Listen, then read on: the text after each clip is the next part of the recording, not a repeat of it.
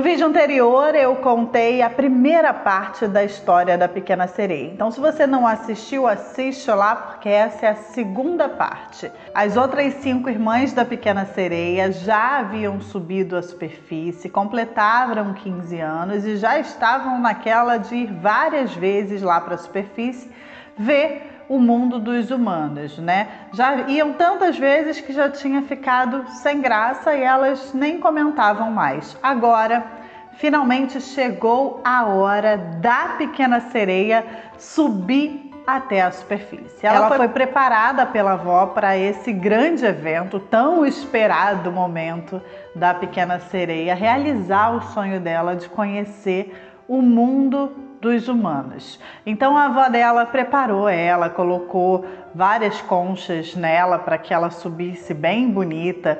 Inclusive a Pequena Sereia não era muito afeita à vaidade, então ela queria ir de qualquer jeito mesmo, reclamou da dor que causava a colocação das conchas e a avó falou para ela: sim, a beleza tem o seu preço. Então tá aí mais uma linha de Andersen, uma citação de Andersen que traz pra gente até um imaginário do que nós mulheres passamos, né, ao longo de muitos e muitos anos. Se em 1837 já se falava que a beleza tem seu preço, né, causa dor, olha quanto tempo isso se perpetuou no imaginário feminino. Então a Pequena Sereia finalmente subiu, né, com a grinalda. Ela subiu até rápido, deu só um tchauzinho lá para a avó dela, Rainha do Mar, e chegou na superfície no momento em que o sol estava se pondo. E a primeira coisa que ela viu foi um navio onde estava acontecendo uma festa de aniversário, exatamente para o príncipe. Ela ficou encantada com aquilo, teve fogos de artifício, inclusive. Essa cena dos fogos aparece na animação. E ela ficou horas ali vidrada naquele príncipe que estava sendo homenageado por toda a tripulação do navio. E no momento dos fogos de artifício, obviamente, ela ficou com medo, né? Ela nunca tinha visto aquilo, pareciam que as estrelas estavam caindo no mar. Então ela mergulhou rapidamente, ficou sob as águas para se proteger naquele momento. Acabou ficando muito tarde, mas a Pequena Sereia não conseguia tirar os olhos nem do navio e nem do belo príncipe. As lanternas coloridas que existiam no navio tinham sido apagadas já, os foguetes já não estavam mais subindo para o ar, o canhão cessou de dar tiros, porque durante as festividades eles utilizaram os canhões, mas ela estava desassossegada e era possível ouvir um som queixoso, zangado sob as ondas.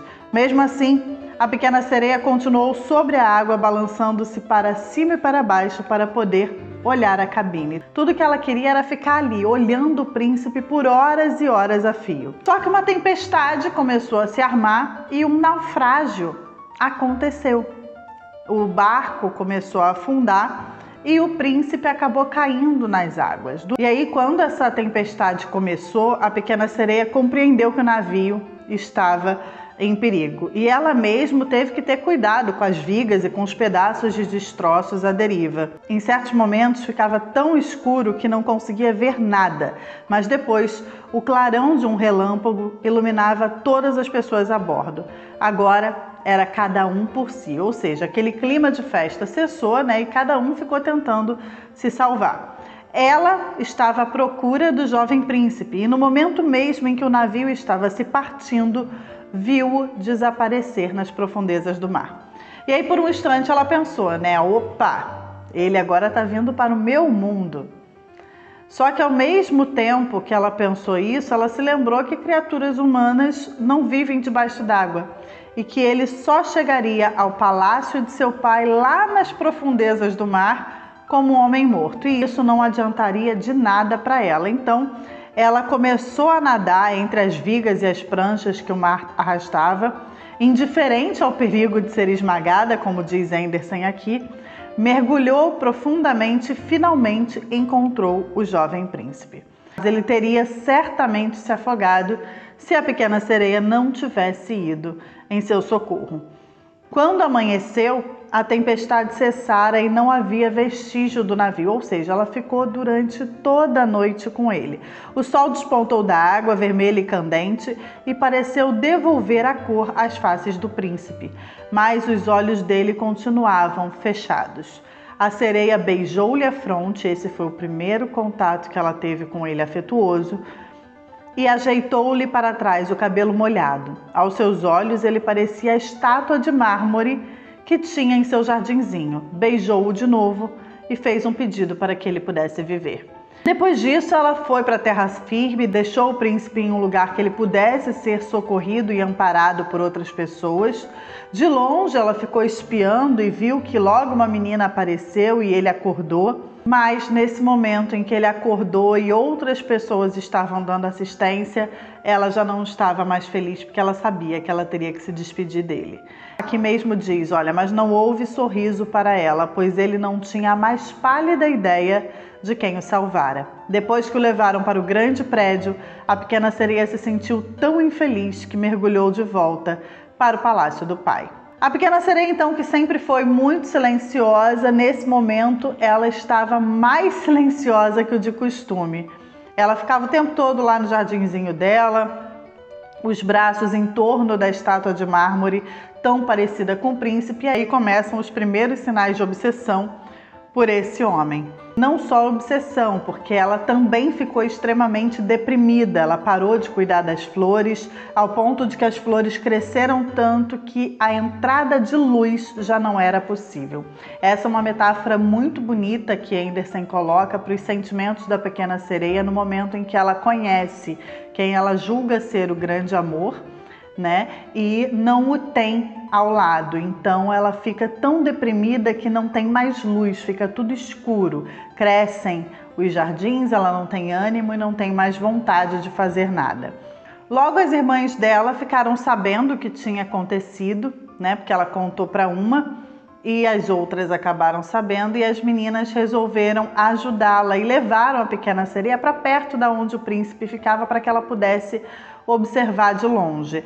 Ela conseguiu ver o príncipe de longe, sabia agora onde ele vivia e passava muitas noites exatamente naquele ponto. Mais um traço de obsessão aí. E daqui a pouco eu vou contar uma curiosidade com relação a esse traço de obsessão, tá? Porque a inspiração de Anderson para escrever essa história, muito pouca gente conhece e sabe qual foi. Esse amor platônico, nessa observação distante, ela foi gostando cada vez mais dos seres humanos e ansiava profundamente pela companhia deles. Ou seja, ela deixou de amar só o príncipe e passou também a desejar fazer parte daquele mundo, renegar o mundo dela e virar alguém que ela não era. Ela era uma sereia, ela era um ser místico, ela era de uma outra espécie. Ela não era humana, então ela não queria mais ser o que ela era, porque ela queria estar completamente adaptada ao mundo desse homem que ela amava. Talvez por isso ela seja a princesa que eu menos goste, né? Porque ela realmente abdica do seu próprio ser em nome do amor, e isso para mim é muito complicado. Mas vamos lá, por isso que eu demorei a falar dessa história. O mundo em que os humanos viviam parecia tão maior do que o seu próprio, ou seja, o mundo dela já não prestava, ela queria o mundo dos humanos. E aí que mora o perigo, tá? A pequena sereia, antes de fazer a encrenca lá de ir buscar a feiticeira do mar, ela foi visitar a avó, conversou com a avó sobre os seres humanos, né? Quando não se afogam, perguntou a pequena sereia, os seres humanos podem continuar vivendo para sempre? Não morrem como nós aqui embaixo no mar? E aí a avó, em vez de ajudar, acabou atrapalhando, né? Sim, sim, respondeu a velha senhora. Eles também têm de morrer e seu tempo de vida é até mais curto que o nosso. Nós, sereias, por vezes, alcançamos a idade de 300 anos, mas quando nossa vida aqui chega ao fim, simplesmente nos transformamos em espuma na água. E aí a avó diz que os seres humanos têm almas que vivem para sempre. Presta atenção nisso, porque é aí que vem o ponto de virada da pequena sereia. Ela já amava um homem que era humano, ela já achava o mundo humano melhor que o próprio mundo, e quando a avó diz para ela que as almas dos humanos vivem para sempre, ao contrário das almas das sereias, a pequena sereia passa a achar que isso é uma opção melhor do que viver 300 anos. Por que não podemos ter uma alma imortal? A pequena sereia perguntou pesarosa. Eu daria de boa vontade todos os 300 anos que tenho para viver se pudesse me tornar um ser humano por um só dia e partilhar daquele mundo celestial. Bem, já dá para saber que a receita, né, as informações todas dadas para a pequena sereia, que já estava obcecada pelo príncipe, pelo mundo dos humanos e agora pela alma imortal, né, todas as variáveis levam a que ela vai fazer besteira da vida. Óbvio que ela vai. Ela foi procurar a feiticeira do mar. Quando ela chegou na feiticeira do mar, né, a feiticeira do mar não a enganou. E isso é muito interessante, tá? Porque a feiticeira do mar, que não tem o nome de Úrsula, como na animação, a feiticeira do mar disse para ela tudo o que aconteceria. Sei exatamente o que você procura, disse a bruxa do mar. Que idiota você é. A única sincera, inclusive, dessa história, né? Mas sua vontade vai ser atendida e vai lhe trazer uma desventura gigantesca. O gigantesca é por minha conta, porque Andersen omitiu essa parte, mas eu estou colocando porque a desventura foi gigantesca. Mas é isso. A bruxa do mar não só roubou a voz dela, como cortou a língua, né? A feiticeira do mar não tira sua voz como na animação, com aquele que aparece, que a gente vê, aquela coisa poética, linda, tipo sai a vozinha. Não, a feiticeira do mar cortou a língua da pequena sereia de fato. Deu as pernas para a pequena sereia para que ela virasse humana e disse: se ele não casar com você, não se apaixonar por você e casar com outra, você morre. E as pernas que eu estou te dando te trarão dores fenomenais. Parecerão agulhas afiadas nos seus pés cada vez que você pisar. E seus pés irão sangrar. Ela disse: eu suporto toda essa dor, desde que você me dê pernas e eu possa subir lá e tentar me casar com o príncipe ou fazer ele se apaixonar por mim.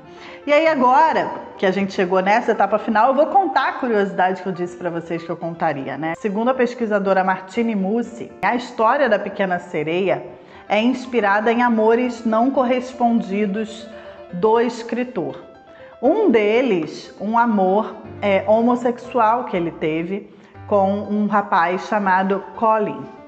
E esse rapaz se casou de fato com uma outra mulher. Ele se correspondeu por cartas com o Colin, mas ele não podia declarar esse amor em 1837. Então Andersen escreveu o conto da Pequena Sereia com palavras e trechos dessa carta de amor na qual ele se declarou para o Colin. E esse amor, obviamente, nunca foi correspondido e tampouco foi vivido naquela época. A falta da voz da pequena sereia, né? O corte da língua e a dor excruciante que ela sentia com as pernas que não eram dela, a depressão, a obsessão, todas essas características presentes na Pequena Sereia eram características, na verdade, do próprio escritor, do Hans Christian Andersen, que estava apaixonado por Colin, um amor impossível de se declarar, impossível de viver naquela época, e por isso ele colocou na história esses elementos. Então, Andersen não podia falar, Andersen sofria uma dor excruciante por amar e não ser amado, por ver o seu amado casando com outra mulher e por passar por tudo isso. Eu fico agora aqui com esse vídeo. Essa é a segunda parte da história da Pequena Sereia. Tenho certeza que você não conhecia essa curiosidade sobre Hans Christian Andersen, apaixonado por outro homem em 1837. Amor esse que inspirou essa história, que depois virou a animação aí na Disney, agora live action, né? Eu volto agora no próximo vídeo com a última parte da história que eu tenho que contar para vocês, né? Afinal de contas, o final não é bonitinho. Não tem Felizes para Sempre.